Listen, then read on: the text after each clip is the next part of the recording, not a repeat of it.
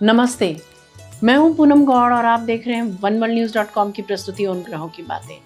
आज के प्रोग्राम में बताऊंगी आज का पंचांग, हर राशि का राशिफल, कहानी किस्से में पद्मिनी एकादशी की कथा सुनाऊंगी और आखिर तक मेरे साथ जुड़े रहिएगा। जिनका जन्मदिन है उनका वर्षफल बताऊंगी और साथ में साल भर के उपाय भी। शुरू करते हैं आज के पंचांग से। आज बुधवार 27 मई 2026 है। ज्येष्ठ का महीना चल रहा है। शुक्ल पक्ष की एकादशी तिथि रहेगी प्रातः 6:21 तक और उसके बाद में द्वादशी। हस्त नक्षत्र रहेगा प्रातः 5:56 तक और उसके बाद में चित्रा। व्यतिपात योग रहेगा रात्रि 3:25 तक और उसके बाद में वरियान योग। 1.5 घंटे के लिए राहु काल रहेगा दोपहर 12 बजे से 1:30 बजे तक। सर्वार्थ सिद्धि योग और रवि योग दोनों ही रहेंगे प्रातः 5:25 से प्रातः 5:56 तक। दिशाशूल रहेगा उत्तर। आज पद्मिनी एकादशी है।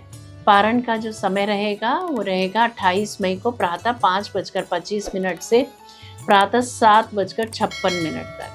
पारण की तिथि के दिन द्वादशी प्रातः 7:56 पर समाप्त हो जाएगी। आज कहानी किस्से में पद्मिनी एकादशी की कथा सुनाऊंगी। बात करते हैं राशिफल की। मैं यहाँ बता देती हूँ कि मैं राशिफल चंद्र राशि से या नाम अक्षर से बताती हूँ। शुरू करते हैं मेष राशि से। आज आपकी काम करने में रुचि नहीं रहेगी। भाग दौड़ करने का मन नहीं करेगा। जब कभी भी हम जिंदगी से बहुत निराश हो जाएं और चारों तरफ अंधेरा दिखे तो और लोग बुराई करें हमारी, तो भी हमें घबराना नहीं चाहिए। यही समय होता है हमारी जागृति का। आंखें बंद करके अपने इष्ट, अपने गुरु से जुड़ें और उन्हें ही से कहें कि प्रभु मुझे रास्ता दिखलाएं। इस परिस्थिति से बाहर आने का वो आपको जरूर कोई ना कोई उजाले में आने का उपाय बताएंगे। वृषभ राशि। आज आप किसी विदेशी को जीवन साथी बनाने का मन बना सकते हैं। आज आप आवाम से कटे कटे रहेंगे। मिथुन राशि। आज भाग्य आपके साथ है। भाग्यशाली अवसर हाथ लगेंगे। हर तरफ से सफलता मिलती दिख रही है। जो जातक नौकरी ढूंढ रहे हैं उन्हें मनचाही नौकरी मिल सकती है। कर्क राशि। आज धर्म के कार्यों में रुचि बढ़ेगी। कथावाचकों के लिए, कला व खेल से जुड़े लोगों के लिए, गायकों के लिए, ज्योतिषियों के लिए आज का दिन भाग्यशाली एवं लाभकारी सिद्ध होगा। सिंह राशि। आज टीचर्स और प्रोफेसर्स अपने कार्य कौशल में सुधार लाने के लिए कोई वर्कशॉप या सेमिनार अटेंड कर सकते हैं। प्रॉपर्टी को लेकर कोई बड़ा निर्णय ले सकते हैं आप। कन्या राशि। आज आप चीज़ें रखकर भूल सकते हैं या कोई बात भूल सकते हैं। हिसाब किताब में कुछ आंकड़ों की गलती हो सकती है जिसकी वजह से परेशानी बढ़ सकती है। आज थकान महसूस होगी। ट्रांसफर ऑर्डर रद्द हो सकते हैं। तुला राशि। बैंक से लाभकारी समझौते आज संभव है। पाचन तंत्र खराब हो सकता है। आज आपको दूसरों की मदद करके खुशी मिलेगी। वृश्चिक राशि। आज कोई रोग आपको सता सकता है। इसके बावजूद आपकी कार्य क्षमता बढ़ जाएगी और आप किसी न किसी कार्य में सफलता भी पालेंगे। धनु राशि। आप जो गुप्त प्रेम की योजना बना रहे हैं वो एक तरफा हो सकता है। थोड़ा संभल कर चलें। अपनी संतान का सुरक्षा कवच आप बनकर खड़े हो सकते हैं। आज किसी बिछड़े व्यक्ति से पुनर्मिलन हो सकता है। मकर राशि। बहुत बड़ा आलीशान बंगला या मकान बनाने की कोई आप प्लानिंग कर सकते हैं। सफलता प्राप्त करने के साथ साथ आपको इनाम भी अवश्य मिलेंगे। आज आप अपना घर बदल सकते हैं। मित्रों के साथ शाम अच्छी बीतेगी। कुंभ राशि। जो जातक नौकरी ढूंढ रहे हैं उनको आज नौकरी मिल सकती है। आपके प्रशासनिक कौशल की आज भरपूर प्रशंसा होगी, सराहना होगी। मीन राशि। पुराने सामान से लाभ होता दिख रहा है। किसी इंश्योरेंस पॉलिसी को रिन्यू करवा सकते हैं। आज आप वसीयत लिखने के लिए आज का दिन अच्छा रहेगा। ये था राशि का राशिफल। बात करते हैं कहानी किस्से की। धर्मराज युधिष्ठिर कहने लगे कि हे जनार्दन, आपने सभी एकादशियों का विस्तार पूर्वक वर्णन कर मुझे सुनाया। अतः अब आप कृपा करके मुझे अधिक मास के शुक्ल पक्ष की एकादशी का क्या नाम है तथा उसकी विधि क्या है, इन सब के बारे में बतलाइए। श्री भगवान बोले, हे राजन, अधिक मास में शुक्ल पक्ष में जो एकादशी आती है वह पद्मिनी एकादशी या कमला एकादशी कहलाती है। वैसे तो प्रत्येक वर्ष में 24 एकादशियां होती हैं। जब अधिक मास या मल मास आता है तब इनकी संख्या बढ़कर 26 हो जाती है। अधिक मास या मल मास को जोड़कर वर्ष में 26 एकादशियां होती हैं। अधिक मास में 2 एकादशियां होती हैं, जो पद्मिनी एकादशी शुक्ल पक्ष और परमा एकादशी कृष्ण पक्ष के नाम से जानी जाती। यह एकादशी करने के लिए दशमी के दिन व्रत का आरंभ करके कांसे के पात्र में जौ चावल आदि का भोजन करें तथा नमक न खाएं, भूमि पर सोएं और ब्रह्मचार्य व्रत का पालन करें। एकादशी के दिन ब्रह्म मुहूर्त में शौचादि से निवृत्त होकर दंत धावन करें और जल के 12 कुल्ले करके शुद्ध हो जाएं।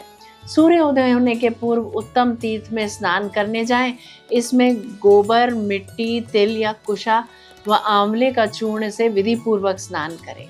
श्वेत वस्त्र धारण करके भगवान विष्णु के मंदिर में जाकर पूजा अर्चना करें। भगवान श्री कृष्ण बोले, पुरुषोत्तम मास में अनेक पुण्यों को देने वाली एकादशी का नाम पद्मिनी है। इसका व्रत करने पर मनुष्य कीर्ति प्राप्त करके वैकुंठ को जाता है, जो मनुष्यों के लिए भी दुर्लभ है।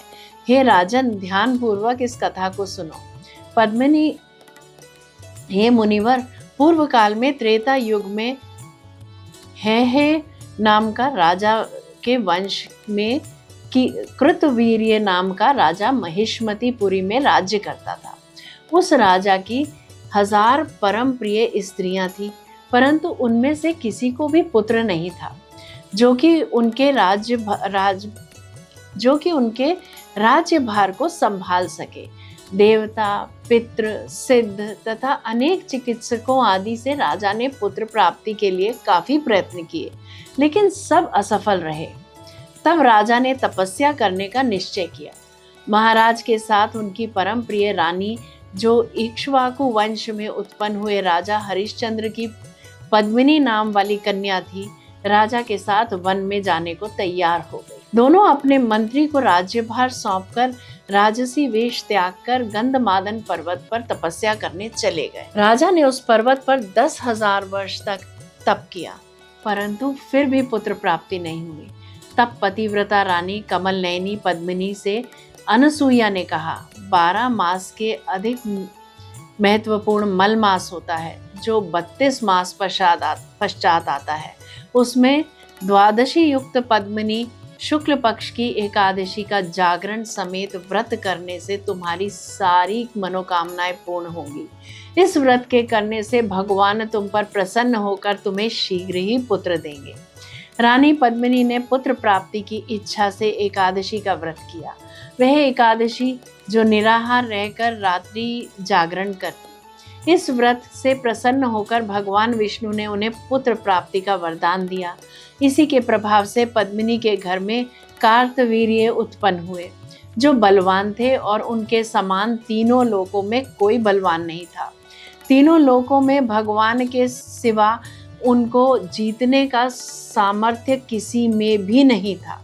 सो हे नारद, जिन मनुष्यों ने मलमास शुक्ल पक्ष एकादशी का व्रत किया है, जो संपूर्ण कथा को पढ़ते या सुनते हैं, वे भी यश के भोगी होकर विष्णु लोक को प्राप्त होते हैं। जय श्री कृष्णा। जयराम जी की बात करते हैं जिनका जन्मदिन है। आप सबको जन्मदिन की हार्दिक बधाई व शुभकामनाएं। 26 मई 2027 तक आपके लिए उपलब्धियों, करियर में प्रगति और आर्थिक मजबूती का वर्ष रहेगा। नौकरी या व्यवसाय में नई जिम्मेदारी या बड़ा अवसर मिल सकता है। मीडिया, तकनीकी, मार्केटिंग, प्रबंधन, व्यापार या संचार से जुड़े लोगों को विशेष सफलता मिलने की संभावना है। आर्थिक स्थिति मजबूत होगी, लेकिन जल्दबाजी में निवेश या गुस्से में निर्णय लेने से बचना जरूरी होगा। रिश्तों में यह वर्ष संतुलन बनाए रखने का संकेत देता है। आपका तेज स्वभाव कभी कभी तनाव बढ़ा सकता है, इसीलिए धैर्य और समझदारी आवश्यक होगी। परिवार का सहयोग मिलेगा और प्रेम संबंधों में स्थिरता आएगी। स्वास्थ्य के मामले में रक्तचाप, सिरदर्द, तनाव या थकान से बचने के लिए नियमित व्यायाम लाभकारी रहेगा। बात करते हैं साल भर के उपायों की। मंगलवार को हनुमान जी की पूजा करें और हनुमान चालीसा पढ़ें। ओम क्राम क्रीम क्रौं सह भौमाय नमः मंत्र का 11 माला जप करें। लाल मसूर दाल या गुड़ का दान करें। नियमित व्यायाम और योग करें। क्रोध और जल्दबाजी से पर नियंत्रण रखें, लाभ अवश्य होगा। यदि मेरा ये प्रोग्राम आपको पसंद आया है तो इसे लाइक शेयर सब्सक्राइब करें, बेल का आइकॉन जरूर दबाएं और कल फिर मेरे साथ जुड़िएगा oneworldnews.com की प्रस्तुति उन ग्रहों की बातों में। नमस्ते।